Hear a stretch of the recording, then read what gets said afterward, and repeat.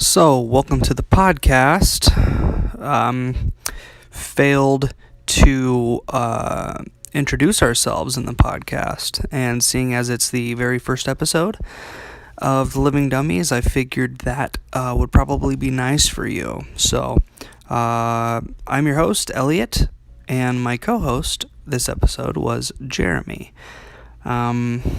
What else? This one's a little bumpy.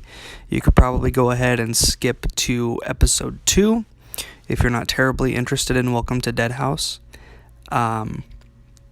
First time is always a bit of a experiment. So, thank you in advance. I hope you have a lot of fun with this. We had a lot of fun recording it, and hope to see you next time. Enjoy.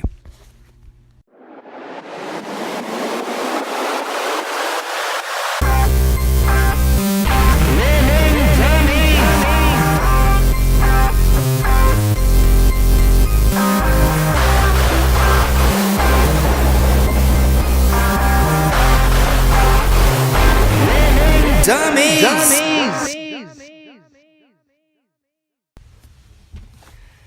Boo dudes, this is the Living Dummies. Praise be to Bob. The bumps be with you. Good job, man. The bumps be with you. And also with you. Thank you. Let us cast. What is this podcast? So it's a Goosebumps review. Review? It's a Goosebumps podcast. Reveal podcast. We're going to read Goosebumps books and we're going to talk about them. And we're not going to read them in order, but we are going to start with the first one. One of those, yeah. Makes it seem like we're going to read in order because we were going to read in order, but everybody does that. And we're not everybody. We're just one of the podcasts. We're just the dummies. Yeah. I could probably sit back and still be picked up just fine by the microphone. I'm way back here. I think I'm still being picked up. So what did you think? What stood out to you about Welcome to Dead House? Well, you know what okay. It was a fun read. I got through all of it, and it did a great job of kind of putting you in the world of being freaked out. Now, with that said, 99% of the scares, quote unquote, were just wind or dreams or just another unmenacing character doing something that scared the other character because it was out of surprise. Yeah. Now, what were intended for scares, all the threatening stuff, all the villains and stuff, I thought those were all pretty effective when it was intended. I don't know. I don't want to get into, A to B just yet. But what we're going to find out is that Mr. Jovial Bob Stein is very... he's got a penchant for pranks. Oh, he is... Every character... It seems like every character has a sibling who plays pranks. He's a rascal at heart. This he is. Let's see. Robert Lawrence Stein, I believe is his full name. Oh. Born in 1943, I think. Cool. I think he's 74. What else do you know about him? I know that he used to be a comedy writer. What do you mean, used to be? Right. Well, I don't know that he was ever actually good at comedy. Ah. Now, here's the thing. I love... Time and a place. That's all that is. Yeah. He needs a time and a place. Probably way ahead of his time. Growing up, R.L. Stein was definitely my idol. It was like, who do you look up to? Michael Jordan. And I'm R.L. Stein. What? Joe Rogan. R.L. Stein. And that really threw people for a loop because they're like, what? Who's that? And I'm like, the writer. He writes Goosebumps books. Like, a writer? What? Did you say Bob Larry Stein? That I did. Yes. Oh, R.L. Stein. Yeah. Arl, yeah. Arl. So, stay in the house, R.L. So, I had the clothes. I signed up for the, I don't even know what you call it. It was like pre-subscription box. It wasn't a Oh. subscription, but you could like send in a money order and you'd get like a big box of goodies like in the shape of a coffin. Whoa, they're doing that back in those days? That's Yeah. cool. Yeah. And it came with like the Goosebumps book and like some swag? Mail order. Yeah, there usually wasn't a book, but it was like just a bunch of merch. Huh. It would all come together. Nice. I always got, that was one thing that my parents would actually buy for me because they're like, oh yeah, this is related to those books he likes and he's reading. Yeah. And that's the great thing. I like things you like quietly. That's right. I was kind of an obnoxious child. So you got like Monster Blood slap bracelets and Basically stuff like St. that. Cheese and Dice scrunchies. I'm just Never got a scrunchie. naming. Had a collapsing water bottle. I had a Go Eat Worms hat, Oh, that's cool. which I did wear. You better. In fact, when we moved, when I was a child, and my mom stole me away, and we moved in with my cousin, I showed up that day wearing my Go Eat Worms hat, and that's what all the neighbors remembered me for a really long time. Which earned you the nickname Worms. Worm face. Face. Worms face. So that's a little bit of my background with the series. Now I have quite the extensive Goosebumps collection. Reading them now, it's a little disappointing because they're not really all that great. Well, it's just different perspective. Nah, they're not good. I don't think it's fair to put them on a scale of quality. Well, it was the first ever children's horror series. It's one of those things where it paved a lot of ground. Well, and that's what I like about it. It made a good foundation for much better things yet to come. He was a pioneer. Yeah. It wasn't his idea. Someone at the book company was like, hey, could you write something like this? And he's like, okay. And he did. That's probably exactly how he said it, too. And Fear Street was made. And then it progressed to Goosebumps. His most notable stuff. Okay, well, we're a good balance then, because like it was ubiquitous in my childhood. I'm a '90s kid, but I didn't read a lot of them, and I owned a couple of like the box sets, which came like with 4 of them, like a stack of 4 or whatever. And I read those, but I didn't get any of the swag, and like I loved lying about which ones I've read. If I saw the cover, that meant in my mind that I had read it, which is partially true. It's kind of true. It's true about 50% of the time. If you read the back of it, there's more information on the back of the book than there are more answers on the back of these books than there are in the actual books.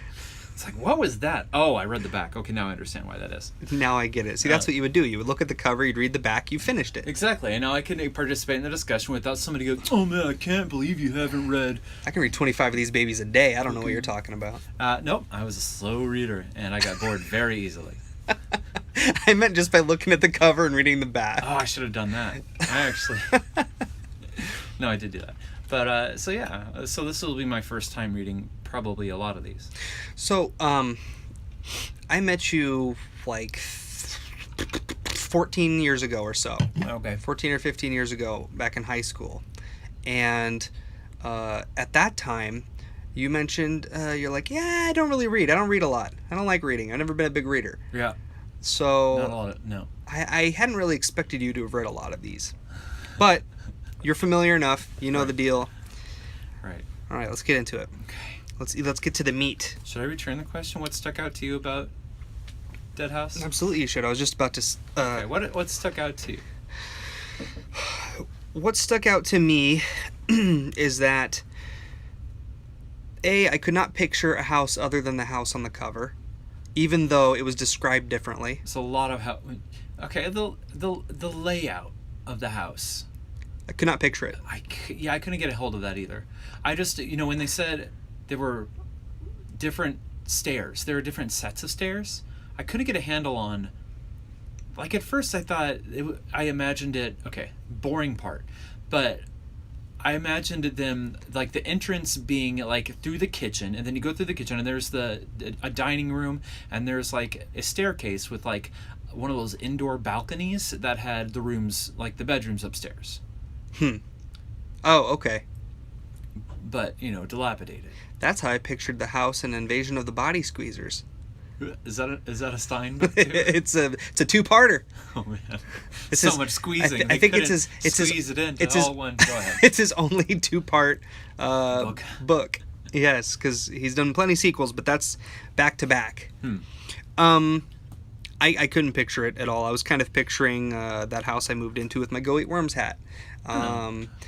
But yeah, so the book on the cover, or the house on the cover of the book, it's wooden and stone, but in the book it's described as being brick. Yeah, it's brick. It's got more like dormer windows, like the 2 windows up top with the bays. But can be opened. Window seats that can be opened. This is kind of just like a balcony thingy on the cover. But there also has to be like an outside, like a bedroom window that looked to the front of the house. Yeah. I'm not seeing that here. So, but I still couldn't picture anything other than this house, largely because of Tim Jacobus's artwork, which has always been the mainstay. He knows his palette real well. Lots of indigos and oranges. Yeah, I've read in interviews that the reason he got the job, there were 2 artists contracted to do Goosebumps covers. He did this one. The other guy did the second one. Stay out of the basement. He got the job because of his use of color, the way he used his contrasting colors. So that'll do it. And also looking at the book this time around, I noticed there's a dude in the window. Did you ever notice the guy in the window on the bottom floor? Oh, yeah. Yeah, never noticed that my entire childhood. And I stared at these things a lot. Maybe it wasn't there in your childhood, and it is there now. I want to know who that guy's supposed to be. I'm assuming it's Dawes, or what was the lead kid, Ray? It's not a boy. It's definitely not a boy. Ray Thurston. It's not him. Not Ray Thurston. Ray Thurston sounds like a, I don't know, like a George Thorogood or a. Does he sound like a existential poet? Not really. Not to me. No, he sounds like a drunk guitar player. Plays like southern twangy guitar. But he never does a live show. He only does dead shows. Shut up. There's a lot of that in this book. There's definitely a lot of that. So, that's the first thing that stands out to me. The other thing was that it was very... there's no color in this book. Not until you get to the dream sequence. There's, like, no color. They mention... Here's the thing with color. Unless it's hair color. Hair color. Well, yeah, that's what I was going to mention. They have... Or at least Josh had red curly hair. No, they both had black hair. Both had black hair? I thought they both had red curly hair. No, they both had black curly hair. But I know they had dark features. Yes, which made me go, are they black? Is he just not saying that they're black? But then way later, the dad is mentioned as having his face gets real red. So I'm like, they're probably not black. Then what does he mean by dark features? I have no idea. Is that just Greek? I bet they're Greek. I bet. Mediterranean. Amanda and Josh are Greek. Stop tiptoeing around it. If you're going to describe what someone looks like. They were Greek fucks. Amanda was a Greek fuck. So color, until we get to the dream sequence, it's all just dull. And it's always like, it was hot, even though it was this month, or it was dark, even though it was day. Yeah, or it was humid, even though it was cloudy, and like just things like constantly. So everything. Nothing. That makes it unique. Just meant nothing. Right. It was not. Okay, what was the neighborhood called? Dark Falls, I think. Okay, it wasn't Darkness Falls because that's a movie. Let's read the synopsis on the back. Let's do that. Let's start with the book cover, and then we'll get into the more specifics. Okay. This is kind of all over the place, but hey, first episode, we're learning. All right, look alive. Amanda and Josh think the old house they have just moved into is weird, spooky, possibly haunted. And the town of Dark Falls, is pretty strange too. Oh, it's a whole town. A whole town in some state. Yeah. But their parents don't believe them. You'll get used to it, they say. Go out and make some new friends. So Amanda and Josh do. But these new friends are not exactly what their parents had in mind. Because they want to be friends forever. That doesn't sound so bad. Yeah, I want to be your friend I forever. want to be It BFFs. sounds not horrifying. It sounds pleasant. They go outside and find friends that want to be BFFs. End of the book. Dun, dun, dun, dun, dun, dun. Now, do you remember the tagline for this? Because all the books on their cover had a tagline, which as a child I always felt was completely dumb and unnecessary. But thinking about it now, some of them have definitely stuck with me. Was it unsettling hyphen usage? It was not unsettling hyphen usage God or knows what oddly not. spaced ellipses usage either. What? I have to turn the page to finish that ellipses. Dot space dot space dot space. A little publishing, yeah. Is Trends. They'd have it, these trends, yeah. trends that It'd pop up for like a couple books and be like, what was that? Is it instead of name comma, it was name long dash. okay? It has to do with a hyphen or not a wordplay with dead or alive or something like that. No wordplay. Oh, Nope. don't die. Pretty much. Welcome to Dead House. The tagline, it will just kill you. That's not a tagline at all. Is it? It's just gonna kill you. It will just kill. And that's so misleading. The house is not going to kill anybody. No. The house doesn't Nothing kill a wrong single with- person. Nothing wrong with the house as such. The house is only a dead house because... Should we reveal it? Yeah, it's time. We're not going to get very far. No. Because it's a house that the town invites people to that are going to be their next victims, basically. Okay, so the rules. Okay, so the rules of this... Don't get the house wet. Don't feed it after midnight. You have to... So these people need fresh blood every year? Every so often. When they're feeling low. They never say. They never say? No, just the town. We need fresh blood. They need fresh blood.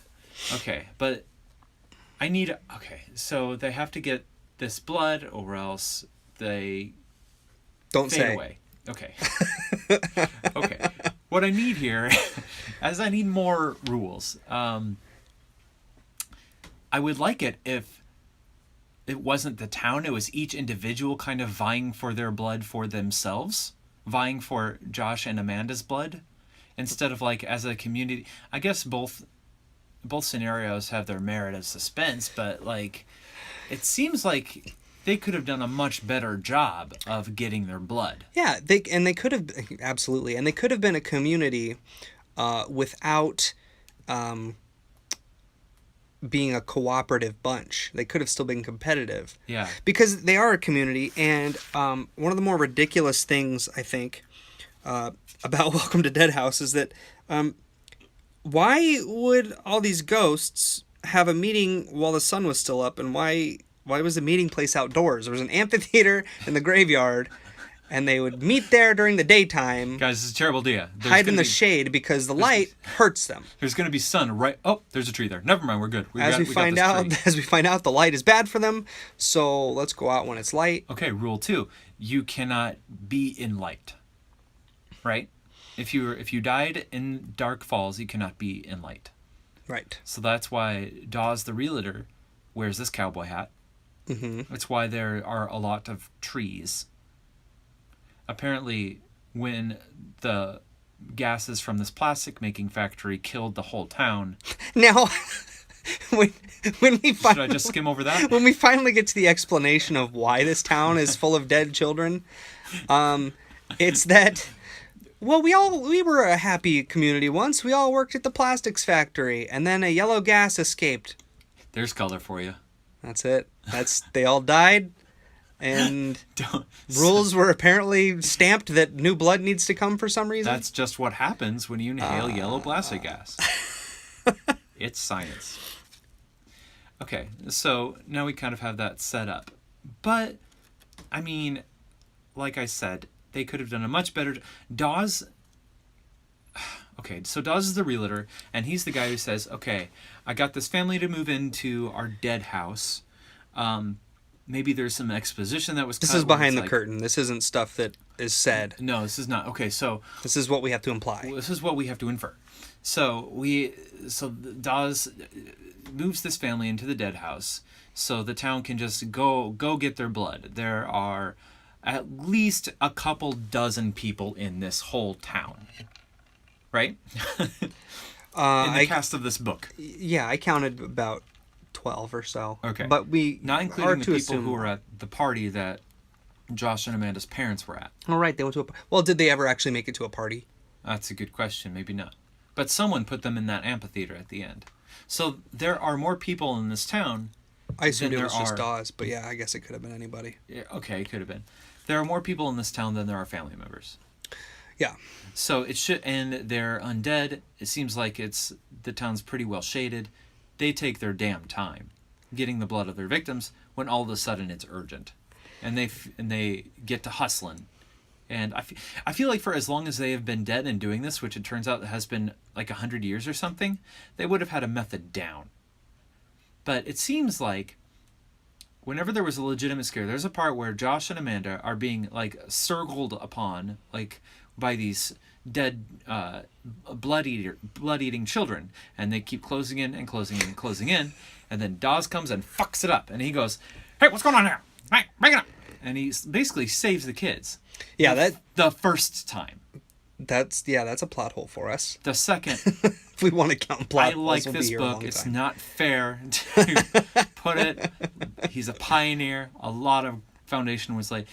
Dawes does this again when they have them in the house and they're enclosing on them, and then they hear a knock at the door, and everybody just stops, and they open the door, and it's Dawes who goes, "Oh, get out of here." Now, if he wanted the blood for himself, because that would make sense. That's why I need that rule. Yeah, but no, that's not clear or even hinted at all.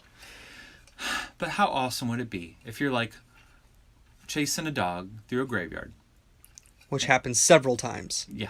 The fucking dog keeps getting away. He's the only reason anything happens in this book is because the dog runs away. How about that plot device, though, of a dog running away? Like, you need something found that I have no reason of knowing about. The dog's going to run away and find it. Why is the dog going to find it? Because it's a dog. I don't know. I kind of like it. I kind of like the device. It's kind of tropey of a dog running away. If he didn't also have his characters, if Josh and Amanda's parents didn't also say, "Go take a walk," and then they would walk around the neighborhood and explore, Yeah. then Go make some new there forever are too friends. many different methods of them getting out to meeting their BFFs. Yeah. Here's what should have happened Okay. if they weren't going to do the competition for blood.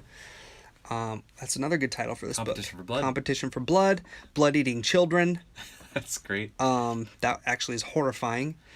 I might steal that for myself. Why not invite the whole town to a Yeah. party, Yeah, a house lock the doors, welcoming party. Yeah. and murder the tiny family?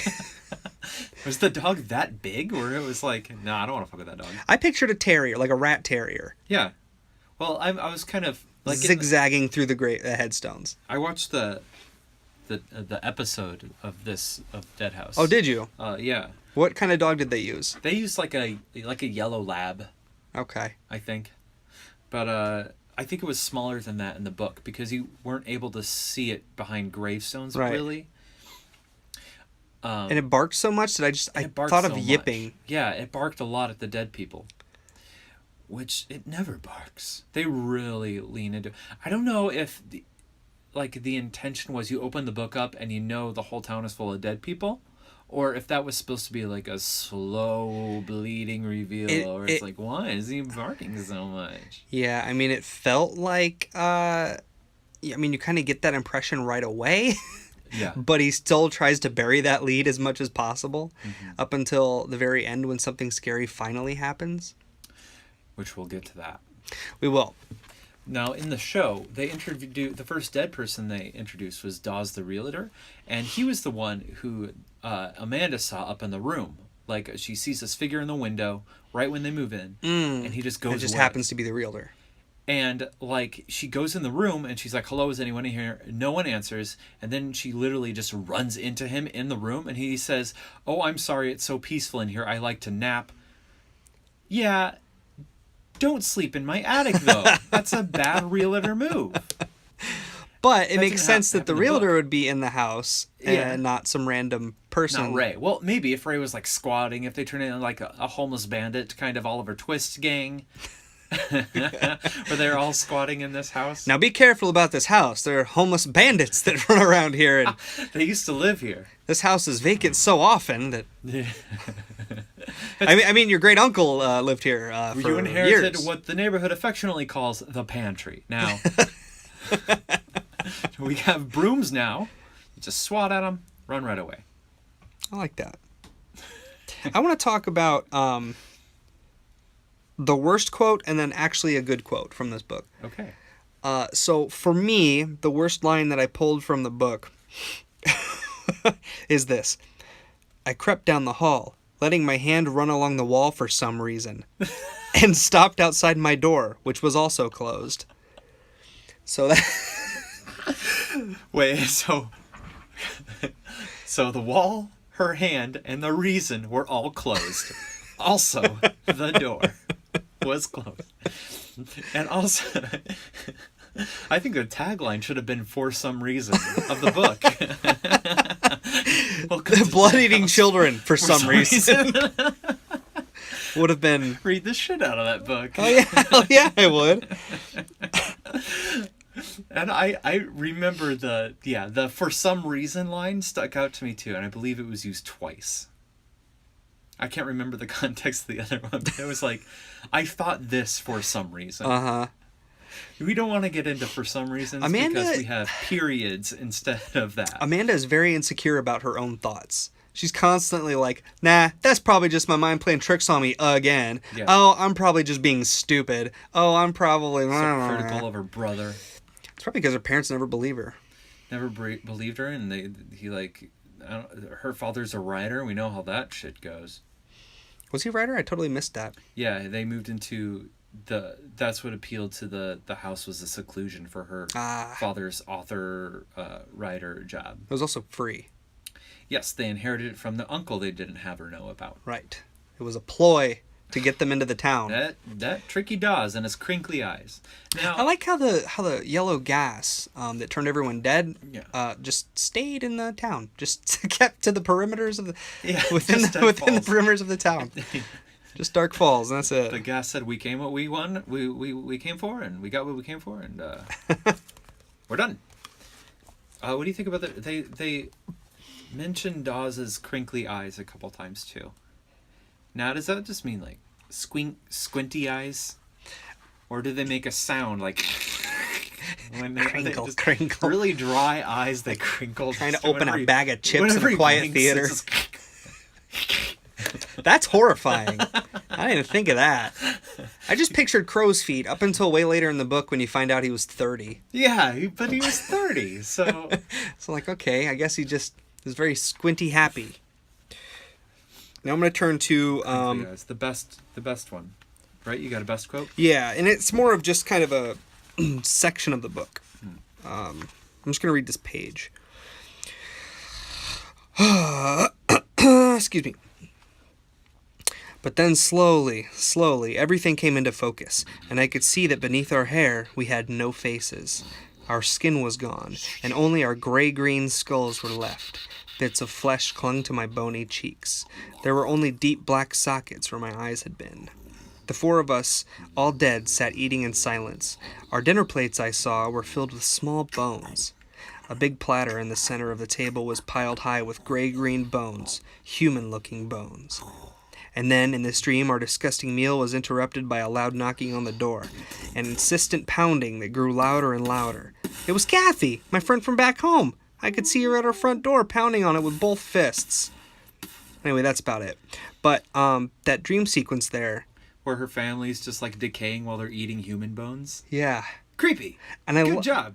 And the color really stood out to me. Like, he said gray-green. Gray-green. Kind of a... So I was picturing, like, kind of almost a... Muted taupe.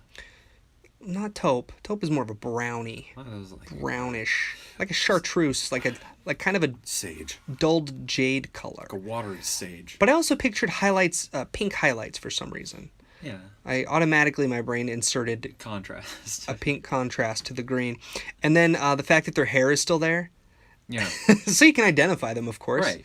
In the dream. And then just eating plates of piled high with bones. Plates of bones. And I pictured this all happening at a table just in a just blackness all around them. Yeah. Almost just floating table, floating bodies. And everything sounds like it's underwater, so it's just kind of like you could just hear basically the snapping of the bones.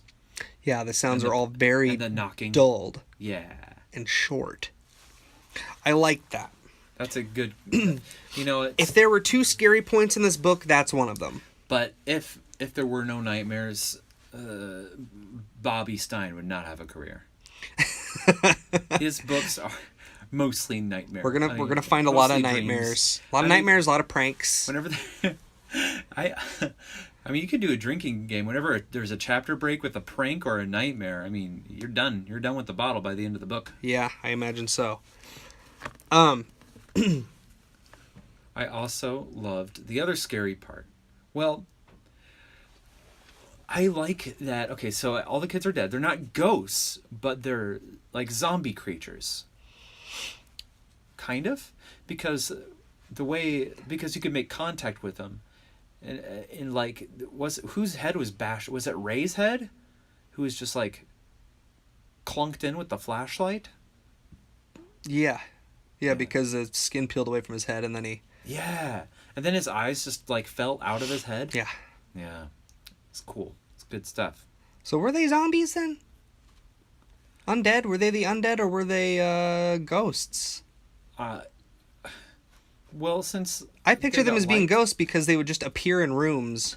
That's the thing. And things like that. Oh, we need to talk about, okay, so the outfits that Amanda just had sitting out for her sometimes. Oh, yeah. That was never wrapped up. No, that was definitely a loose thread. So, like, her mom was just doing that as, like, a change, or, like, I thought it was just kind of this off-putting, creepy, like, David Lynchian Murakami shit, where there's just a ghost that picks out her outfit every day. She does not know where it comes from. She just wears the clothes. I guess one of the things I liked about the book is every new person she met would be like, hey, yeah, my name is this. I used to live in your house. So maybe it's the person visiting their old house picking out an outfit for themselves, laying it out, and they're like, I'm going to wear this. Or like, yeah, because if they are ghosts, then they're kind of outside of time, and they still like, they're in that routine of they have to remember that they don't live here. Yeah. I wish that would happen. Instead, they're just these spooky outfits. So after meeting the whole group of kids at the school the first time, Oliver Twist and Co. I started to picture things differently, kind of like Korn album art from Follow the Leader or Untouchables, like just these kind of dirty, disheveled, like Oliver Twist and Co. Like really just kind of beat up little kids. 90s was very orphan chic. It did.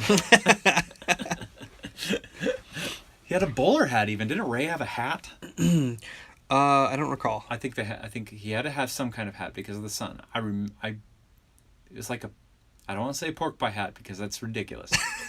It is ridiculous. I bet the smaller one of the gang had a pork pie. The little hat. redhead? Yeah. Gregory or something? Gregory. Well, can we talk about the scariest point in this book? Because I feel like we should at least... Wasn't the dream sequence? That was not the scariest point. For me, the scariest part of the book is when Mr. Dawes comes up to their house and is like, hey, come on, kids, get in my car. And they do. Well, they have to because they're being, like, enclosed upon by zombies. Ghosts. Yeah, I mean, but it's not scary to me that they did it. It's just scary to me, the idea of this grown man coming up and telling kids to get in his car. Yeah.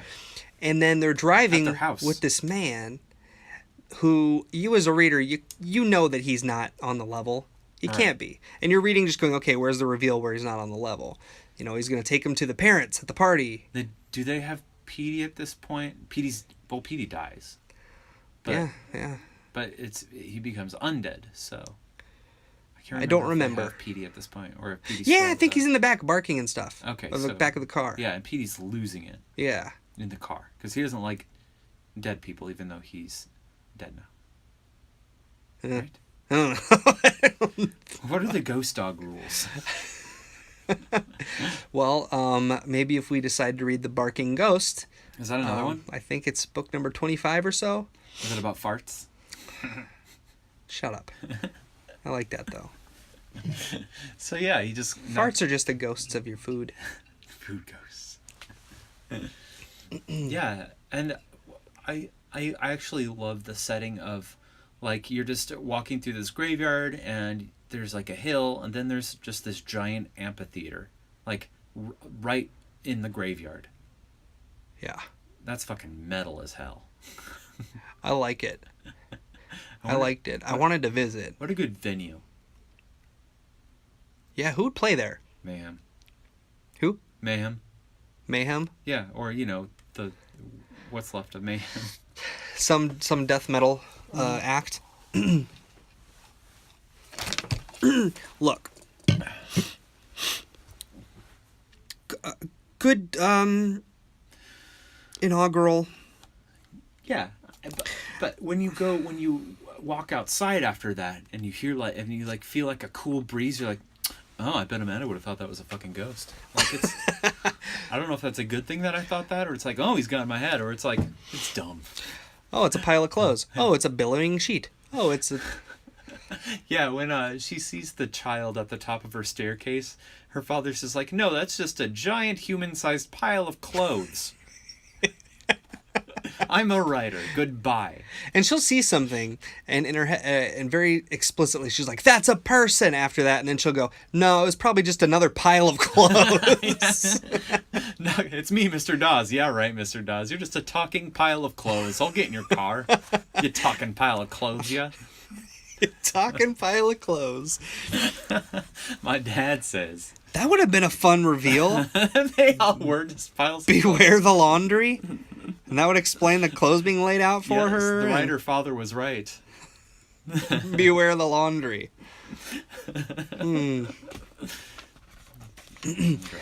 Looking through this this book I have, which was a first edition.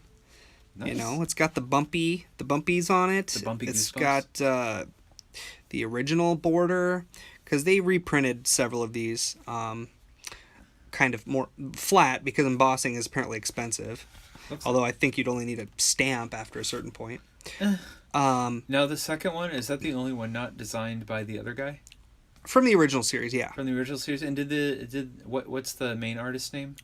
Tim Jacobus. Tim Jacobus. Did he go back and do a basement cover? A Don't Go in the Basement cover? I don't believe so. Really? Yeah. The one that got away. Yeah. But a lot of them got re-released then with new art by someone else completely different. Oh, okay.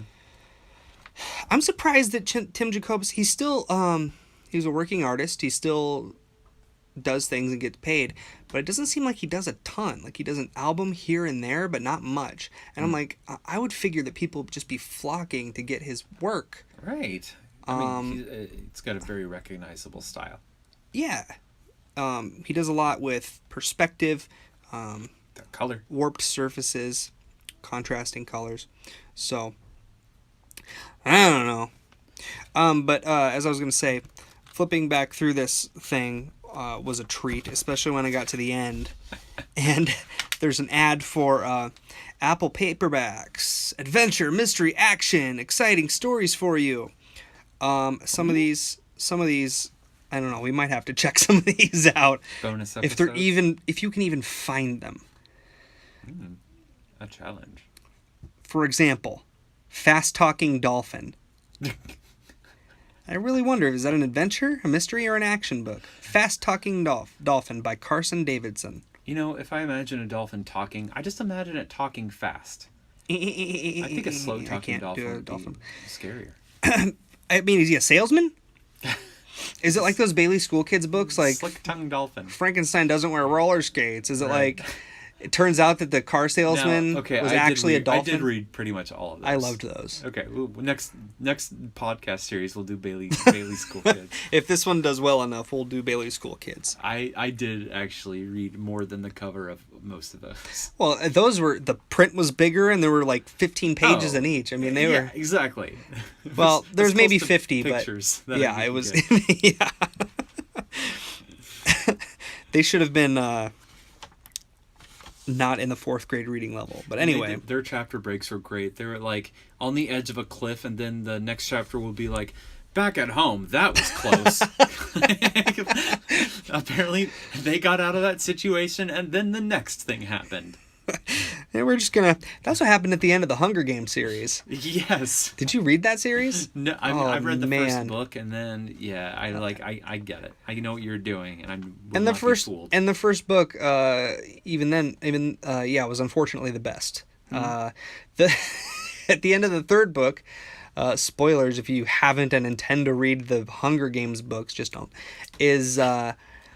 She's leading this big rebellion against the Capitol or whatever they call it, and gets knocked out. Wakes up, the war is over, and dodged all of the bullets. Has one final little encounter with Snow. Okay. The president guy. Okay. And that's the end of the book, basically. We're building to some. It's a conflict. How's she gonna get out of this conflict? Oh, she gets knocked up and wakes up and it's over. And everything was resolved. You can't do that after a trilogy. The result, yes. The lesson: naps solve all of your problems. If I was the editor, I would have fired her. Yeah. Thank you for the pages. I'm hiring someone else for the end of this book. Because you're terrible. Tim Jacobus. He tells more of a story with a picture than R.L. Stine does with words. Anyway, so there's Fast Talking Dolphin. Oh, yeah. Okay. The Lemonade Trick. I could only imagine. Which, how does your mind not go to lemonade parties? Well, yeah, I was thinking, hey, drink this. It's lemonade. Drink it. Well, and lemonade parties, it's just a bunch of old guys peeing on each other. Yeah. We've got, oh, brother. Spies on the Devil's Belt. Cool. That's a Western right there. TJ and the Pirate Who Wouldn't Go Home. Go home, pirates. Why don't you just go home? Back to your home on the water. Fuck you, TJ. Arr. The War with Mr. Whizzle. And is that a sequel to Lemonade Trick? Let's say it is. Lemonade Trick and The War with Mr. Whizzle. And the Zucchini Warriors. Yeah. Yeah, I'd go for it. I want to see if I can find the Fast Talking Dolphin or the Zucchini Warriors anywhere. Absolutely. I had a book back in 5th grade that I got for my birthday, because the teacher would give everyone a book on their birthday. That was kind of what she would do. And mine was basically the only weird one she gave out, because I was a fucking strange kid, and she's like, you'll like this. Yeah. And it was Ketchup Power and the Starship Meatloaf. Nice. You still have it? Nope, because I let someone borrow it and they never gave it back, because they never intended to give it back. Because it was a good book? No, just because they were an asshole. Because they're an asshole. His name was Brian Straw. Fuck you, Brian Straw. Give that book back. Stupid asshole. You Greek fuck. Just kidding. Love Greek people. We could have called it Greek Fucks. It probably would not have sold.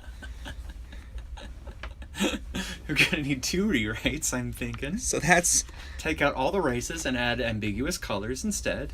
So that's Blood Eating Children. Or what was the other title we had? Blood Eating Children. I can't remember. Community of... The house that doesn't actually kill anybody. Welcome to a house. Welcome to a normal house. They should have called it The House in Dark Falls, or... Yeah. But... The dream about my family who was skeletons and were eating bones. That was foreshadowing for things that came to pass, kind of. Was it? No. Now, there was of course, there's a fake out at the end. There always is. Oh, yeah. Is there? Is that a Stein trope? Yeah. Stein trope. They always end with a little cliffhanger of sorts. Oh, yeah, with not Dawes, or was it not?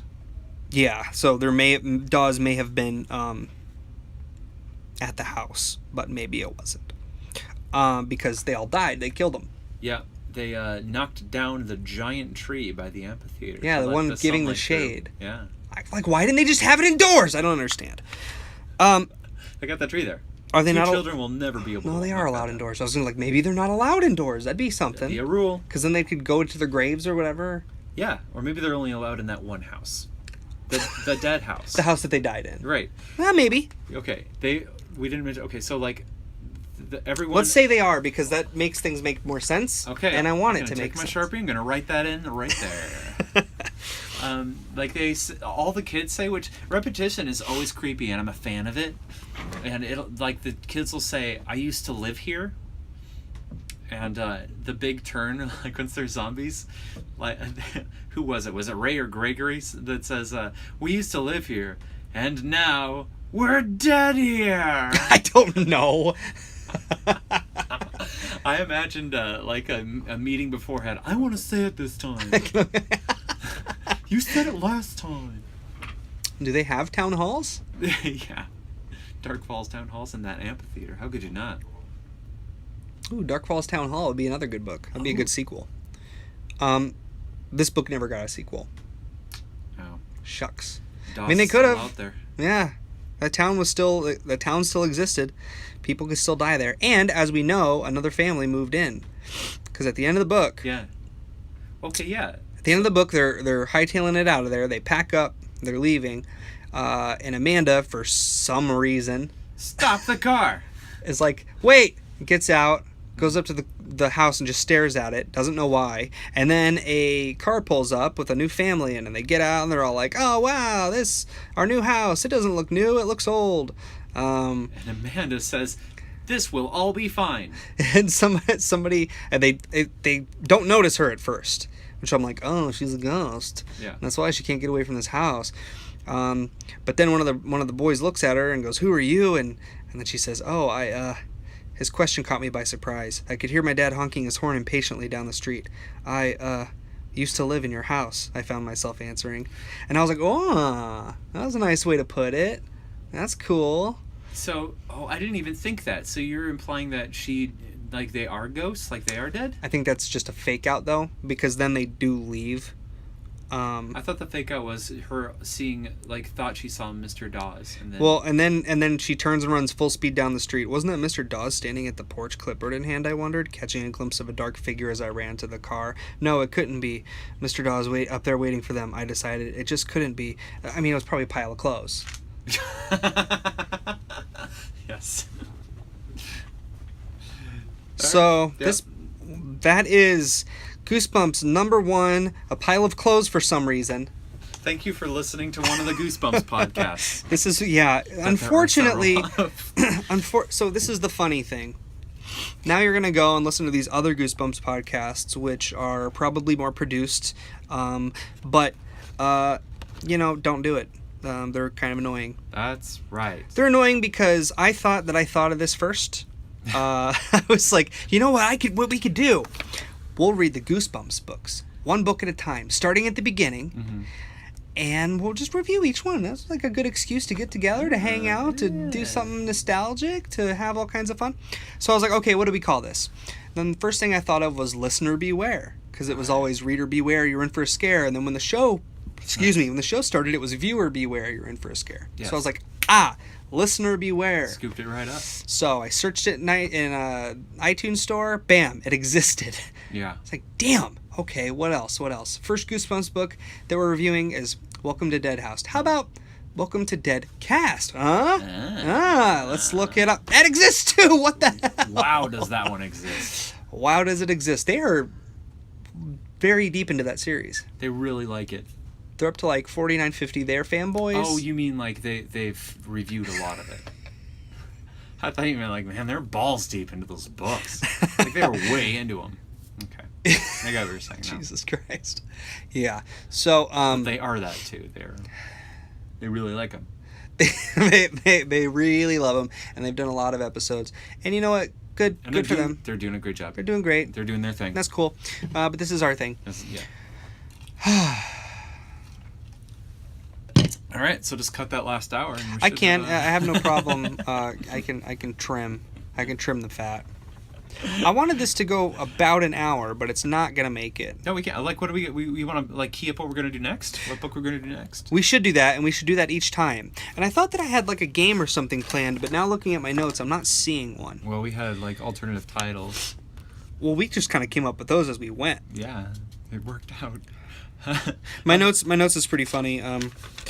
Can I see the book? I got a game. I just gotta find a list of the kids' names. I'm sorry if that dropped right on the mic. Yeah, I think it dropped right on the mic. My bad. My notes are all pretty uniform up until get to the point in the book where I had to write, a yellow gas escaped the plastics factory and everyone died. I'd say something like half the notebook. Yeah, You were very upset. because more than the reveal, which I already knew, is that the town was dead and they were trying to kill them. Yeah. I want to know why the town was dead. Another alternative title could be vulgar adverb usage. Uses way too many adverbs. A lot of tiredlies, a lot of... Momentarily. For some reason. Momentarily is not an adverb. No. I guess it could be. In that context it was, but I won't... Is for some reason an adverb? Yeah, it's a compound adverb. Nope. I'm almost... What's the game? Damn it. I wanted to get it like a full name of all, like a full list of like all the first and last names. And I was going to play, is this a name on a gravestone or a name I just made up? Oh. Damn. Well, you know... I can't find, like there was like a, when they found all the graves. I think there was like a Karen Adamson. There's a Karen, there's a Ray, there's a Gregory, but like they had Jimmy Anderson. Yeah. Maybe. How many last names can you say? Well, you know my favorite way to do it is just make a fake compound word. Okay. Yeah. So it would be like Adam Havensworth. Oh. What about Sean Barnesfellow. Barnesfellow. Yeah. Okay. Not a name. Just one I came up with. Hayweather. Hey. Weather. Well, it's not a game that's going to happen because I'm not going to find it fast enough. Hey, here we go. You found it? Yep. All right, there we go. Is this a name? Todd Dobson. Todd Dobson, you just made up. Yep. All right. Okay. We'll do 3, okay? Okay. Jerry Franklin. That is in the book. You are right. You're good at this. I am good at this. Okay, one more. Is this a name? Abby Swoonson. No. That's not a name at all. You know how I know? Is because it was halfway clever. Damn it. Another thing about R.L. Stine is that he thinks of the titles first. Is that true? Yeah. He says that I've written every story there is to write, so I can't just sit there and try to come up with a story. So I think of a title, and that kind of writes the story for me. Even Welcome to Dead House? I don't know about in the beginning. I bet the producer or the publishers are just like, we have this title. Yeah. It just needs words inside of it. Probably for the first one or first couple. We're going to skip Stay Out of the Basement. We might get to it at some time because I remember that being pretty scary. Because the horror is that they can't trust their own dad. And that was pretty scary. Oh yeah. Do you remember that? Yeah, he turns into a plant person? Well, I was I saw the show. Right. It was creepy too. I had it on VHS. Clamshell box. Oh, cool. Everything. Wow. Okay, so we'll get to it. So next, we're jumping way ahead. Way ahead. So, I believe the Goosebumps series started in like 96. 92. Holy hell. So, you took note of that. We are going to read the 12 Screams of Christmas, which is Goosebumps Most Wanted Special Edition number 2. So, it's like the 12 days of Christmas, but instead of days. Instead of days, it's Screams. 2014. So, he wrote this 3 years ago.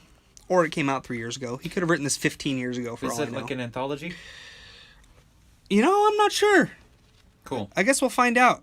We'll talk about it. That would be great if it was 12 short stories. I think it's a good idea, actually. I'm going to rate this. It doesn't look like it because it goes up to chapter 40. No, you fucked up. Maybe it's 40 short stories. Each of them about the 12 days of Christmas. Ooh. That's way too many. It's a lot. That's too many events. There's no way he came up with enough events. Should we talk? Well, we still got a little bit of time. And since this episode is kind of sloppy and all over anyway, Right. Let's talk about our podcast studio. Oh, okay, sure. Because I like it. So this is actually my basement. It is your basement, but it doesn't really feel like a basement at the moment. No, I mean, I put things in here that make me podcast coherently. It definitely seems like kind of a Mark Maron situation where you could have friends over, invite them over to your place to podcast strangers, and they'd come in and go, "Oh yeah, okay, I get it." Yeah, yeah. Well, I mean, we'll have guests in here periodically, so We that's are good going to to know. have guests. Anyone who agrees to read one of these books with us down the line. Probably not right away, Mm-hmm. but we'll definitely get there because I have a lot of friends with a lot of interest in this. But we should make like a, wouldn't it be a smart business thing to do to make a Instagram for a podcast, and we could put like pictures up of the quote unquote studio and stuff. Yeah, Okay. yeah, we'll have an Instagram and an email. I'll get those prepared for next time. Facebook and stuff. So yeah, you'll be able to see my unsettling collage wall and typewriter and And your wall of wall of obscure plays that I have done and Firebelly has done. yeah. Ah. I see the cover art for the book of children's poems that we wrote. Yeah, Katie Pri- did some poems for kids. Primarily you wrote. It's a keeper. It's available on Amazon. Is it still? You can still buy it? Yeah, I still get a couple dollars in there. Nice. Yeah. That's great. Yeah. Okay. Thanks for tuning in to the Living Dummies. And see you next time.